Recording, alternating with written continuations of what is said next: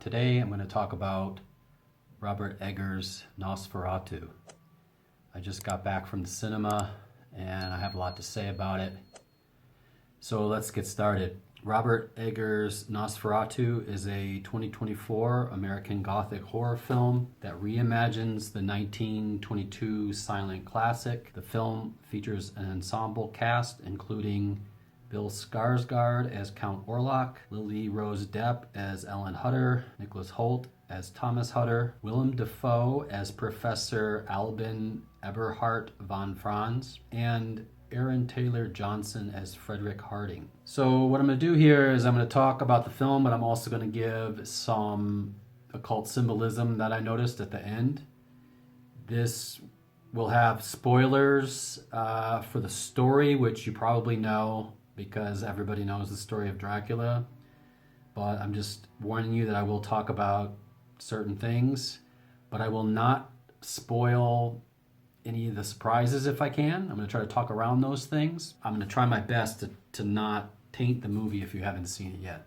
I'm going to start with the direction. I'm a huge Robert Eggers fan, going all the way back to The Witch. And, you know, I love the original of this film. I mean, it's a masterpiece, and it's influenced so many things. And I do like the Werner Herzog version as well for different reasons. But when I heard Robert Eggers was going to make this, I was very excited, and I've been waiting a long time. So, like his other films, the attention to detail here is immaculate. It's amazing. The cinematography is stunning. I think all of his films are quite beautiful. This one is haunting in a different way. It's almost like a dream, or it actually reminded me of quite a few different famous paintings. I'll put some of those on the screen right now. And, you know, he draws a little bit from all of those things, but creates his own kind of vibe. And there are definitely a lot of nods to other horror movies like The Shining and Salem's Lot and many others. I think the greatest thing about this is the masterful buildup of the dread. It just has a great atmosphere. It keeps building and building. I mean, right from the start you can feel it, but as it progresses, it just gets more and more unsettling.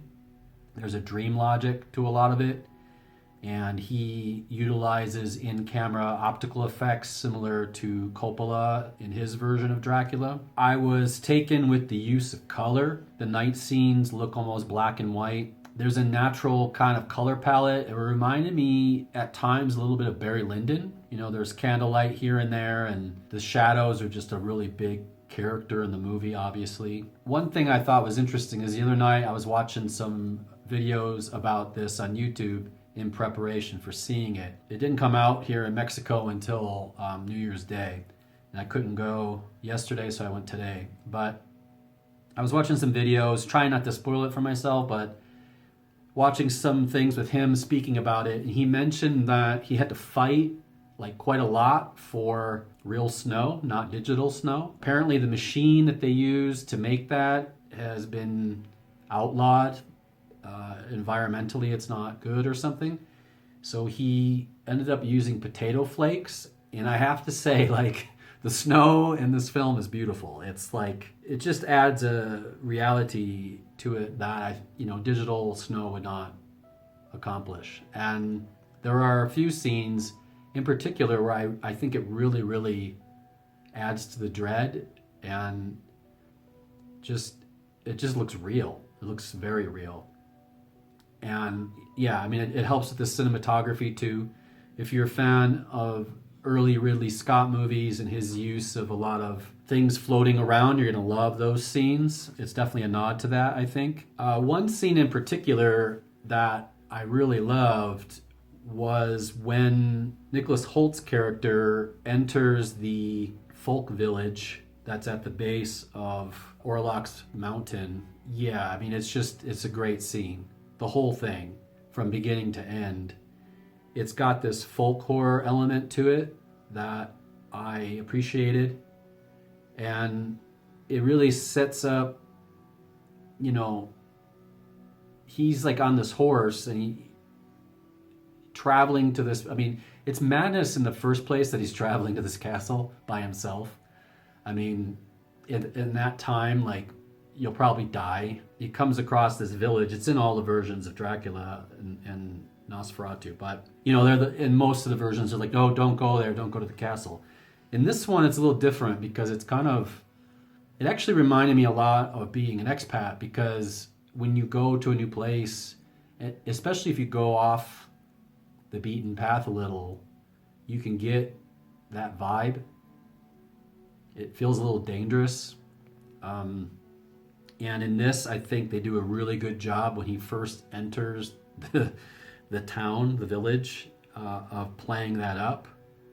It was, you know, it created a lot of dread, and I thought it was done very well. As far as the acting, it's just top notch. I mean, everyone in this is very good, even the very minor players.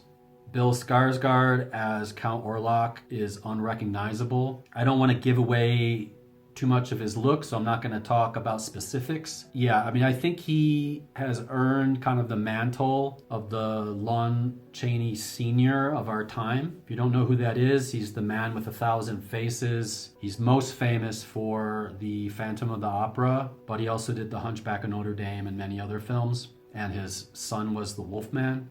You know, with Pennywise and many of the other characters that Skarsgård has done, I think he really nails this. It's good for his career, I think, because if he hadn't done this, his participation in The Crow could have killed his career, I feel like. By doing this, it's just going to bounce it right back. So he's lucky in that regard. He did a lot with his voice that is just amazing. He sounds intensely creepy and realistic. And I think Eggers did a great job with the look of making it feel like he should actually look. You know, a lot of the Nosferatu Draculas are very stylized, and they're not very close to the Dracula novel, whereas I think this is very close to the Dracula novel. I love the Coppola version of Dracula, and there are horrific scenes of him, but there are also scenes of him as this attractive Gary Oldman, you know. And in this, that is not the case at all. It's something to behold, that's all I'm saying. I also appreciate it because he didn't just copy the original Nosferatu. He reinvented it, and I actually think it's quite brave to do that. You know, people, I think, were expecting just a copy of that look, kind of like what Herzog did in his version. I mean, I know Nosferatu in the original looks kind of like a rat, but Klaus Kinski looks even more like a rat. And he's shorter, and he just doesn't seem as menacing to me. But in this film, Orlok is super menacing. Lily Rose Depp as Ellen Hutter, I was pleasantly surprised. Going in, I thought she might be the weak link because everyone else was quite experienced. But I think she did a great job. I'm sure Robert Eggers had her watch The Possession from 1981 because she is definitely channeling Isabelle Adjani. You know, as I'm watching it, I'm realizing that actors obviously use all of their parts of their body. But in this case, just like, you're almost mesmerized by her face. Her face does the majority of the acting. There are so many little ticks and nuance that she puts into it. I was really surprised. I was kind of shocked, actually, how good her performance was. She's kind of gaunt, and I feel like maybe she lost a little weight to be kind of a little bit unflattering. She doesn't really wear makeup, and I mean, she's beautiful anyway, but like, she definitely feels like someone that is haunted. Nicholas Hoult as Thomas Hutter, he's amazing in everything that he does. I mean, he just nails it. He even loses a considerable amount of weight in the second half of the film. And I was a little surprised that he did that because you can noticeably tell.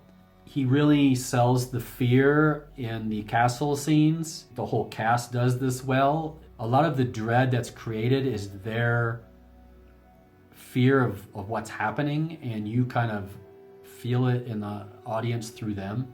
Willem Dafoe as the professor, you know, I mean, it's Willem Dafoe, he's always good. I'm not really going to say too much about him because, you know, he's a legend and he nails the role and he's just great. Aaron Taylor Johnson as Frederick Harding, I think this guy doesn't get enough credit, actually. He's really hit and miss. His acting is always good in what he's in, But his choices, I don't know. Like, he always picks movies like Craven. You know, occasionally you see him in something else and you're like, wow, he was really good in that. And I didn't even realize it was him at first. In this one, I think he does a great job. And very soon he's going to be in the upcoming 28 Years Later. And I definitely think that's going to sell him. I don't feel like he's a leading man. I feel like he's tried, but he hasn't quite nailed that. He seems to be better in supporting roles. In here, he's great. He's the skeptical character, the person of reason that is like, what the hell is going on here? And he does a great job of that. He also does a great job of when the fear just gets overwhelming and there's a lot of loss and all this other stuff. I think of all the characters in the film, he has to kind of be two different characters. The first half, you know, he's very put together. Second half, not so much. All right, now I'm going to get into the occult symbolism. First thing I noticed is they used the Enochian language.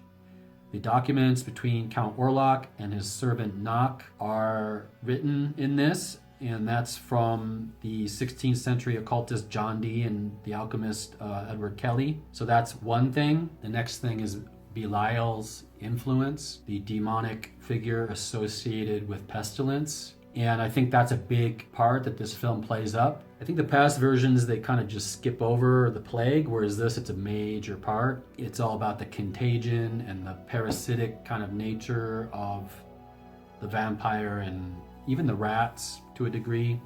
There's kind of like a dark sorcery happening. Nock is kind of like the goetic magician who kind of summons things and it goes wrong. There are Faustian contracts here. Thomas Hutter is coerced into signing a document, and that has many occult symbols on the document as well. And it definitely has this manipulation going on from Orlok, which is kind of like a mind control, and it ends up being like a binding of souls. Very, very Faustian. Alchemy plays a big part. The professor is an alchemist, an occult expert. He references Paracelsus and Agrippa, and his room is just filled with all these books. And he got, kicked out of the medical institution because of his beliefs. Very, very convincing. Ellen is almost like a priestess of Isis. It's mentioned that in the movie. It's a minor spoiler, I guess. You could also say that she is kind of the Sophia figure, especially if you consider Orlok the demiurge, which I think definitely works for this film. In many of Eggers' films, he uses kind of a liminal space. In The Witch, it was the clearing, and in The Lighthouse, it's the lighthouse. You could even say in The Northman, the cave, was it Bjork, I think, was in the cave. That's kind of a liminal space. In this one, it's Orlok's castle, and that's where the dream logic really goes crazy.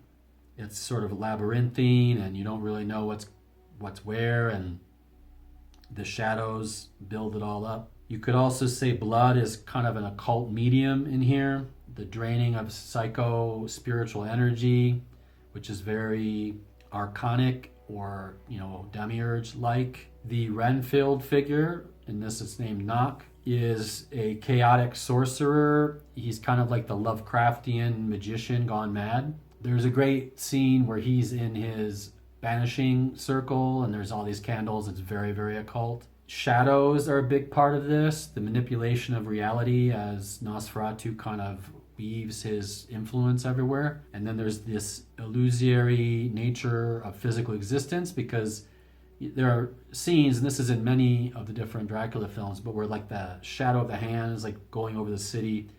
In this one, it feels very like he has power over everything. He feels super powerful compared to some of the other versions. Another thing is sacrifice as redemption, which is kind of a Gnostic idea. And I think that is very, very important for this film. All in all, I definitely recommend it, especially if you're an Eggers fan, a Dracula fan, a Nosferatu fan, vampire fan. I do have one criticism. I saved it for last. The only problem I have with the movie is that because the story is so well known, and I've seen it so many times in other versions, it kind of retreads the same story beats, which it has to.